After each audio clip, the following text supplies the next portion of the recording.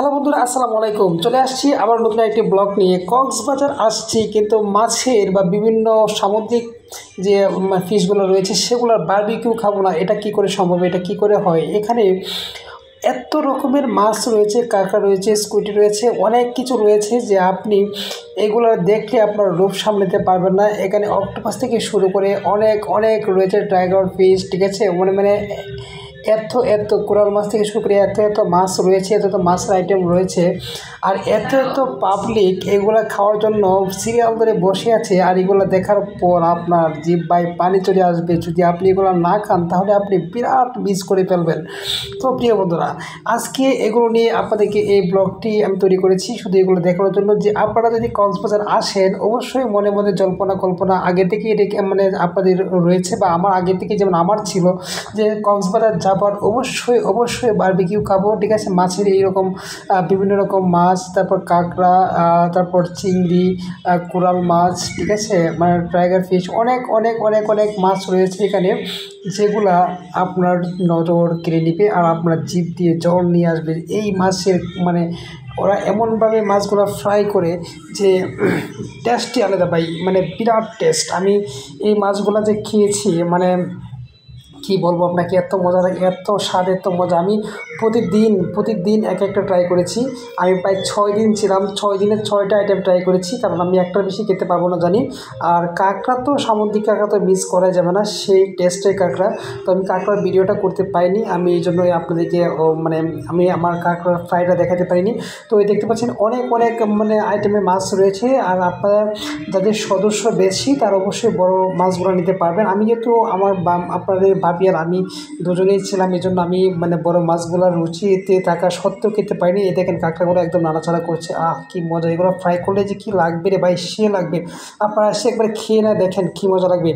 যারা অলরেডি খেয়েছেন তারা এর মজা বোঝেন, আর যারা খাননি তারা বুঝবেন না। তো বিশেষ করে এরা এত সুন্দর করে ফ্রাই করে দেয়, একদম কেটে কুটে সুন্দর করে ফ্রাই করে দেয়, টেস্টটাই কিন্তু অন্যরকম পাওয়া যায়। আজকে ফাইনালি এই ভিডিওগুলো আগে থেকেই করে রেখেছিলাম। আজকে একটু মাছকে আমরা আরেকটা ফ্রাই করে আমি খেয়েছি। আজকে টুনা মাছ খেয়েছি। আর বিশেষ করে আপনার টুনা মাছটা খাবেন এই জন্যে, কারণ টুনা মাছটা কিন্তু অনেক মজার একটা মাছ। আর সেই সাথে এটা মাংসাল বেশি, টুনা মাছের ইয়েটা বেশি, যদিও একটু দামটা বেশি নেই, কিন্তু মাছটা কিন্তু মজার। এ দেখতে হচ্ছে অক্টোপাসগুলো কেন জানি আমি আমার রুচিতে বাদে না, আমি অক্টোপাস খেতে পারি না। অক্টোপাসটা দেখে আমার কাছে একটু অন্যরকম মনে হয়, এই জন্য আমি অক্টোপাসটা খাইনি। তো এছাড়া আমি টুনা খেয়েছি, তারপর চিংড়ি খেয়েছি, কাঁকড়া খেয়েছি, অনেক আইটেম খেয়েছি আরও, ঠিক আছে। মজা আইটেম রয়েছে। আর বিশেষ করে এখানে যে আইটেমটা ওরা আপনাদেরকে দিবে, এত সুন্দর করে রেডি করে আপনার সামনে এনে দিবে, আপনার অন্যরকম একটা ফিল আসবে, ওইটার প্রতি অনেক মজার একটা ফিল আসবে, অনেক মজা লাগবে। তা আমি অনেক মজা করে অনেক নিয়ে খেয়েছি। দেখতে পাচ্ছেন কত আইটেম, রূপসাদা রয়েছে, অনেক আইটেম রয়েছে। তো প্রিয় বন্ধুরা, আপনারা দেখে রাখতে পারেন কি মাছ আপনারা এখানে এসে খাবেন, ঠিক আছে। আগে থেকে আমার এই ব্লগ থেকে দেখে রাখবেন, আর এখান থেকে চয়েস করে, ঠিক আছে, এখানে সময় নষ্ট না করে সরাসরি এসে অর্ডার দিয়ে রেডি করে খেয়ে ফেলবেন, ঠিক আছে, কোনো সমস্যা নেই। তো ভিডিওটা ভালো লাগলে অবশ্যই ভিডিওটা শেয়ার করবেন, সবাইকে ভিডিওটা বেশি দেখার সুযোগ করে দেবেন। যারা কক্সবাজার আসতে চান, রেডি হয়েছেন, যারা কক্সবাজার আসবেন অবশ্যই ভিডিওটা দেখে কি সুন্দর করে দেখেন, কত সুন্দর করে কড়া করে ভাজি করে দিয়েছে, একদম ফ্রাই করে দিয়েছে, একটু সস দিয়ে এমনি খাবার সেই জোস লাগবে, ঠিক আছে। আমি তো একদম পুরোটাই খেয়ে ফেলেছি।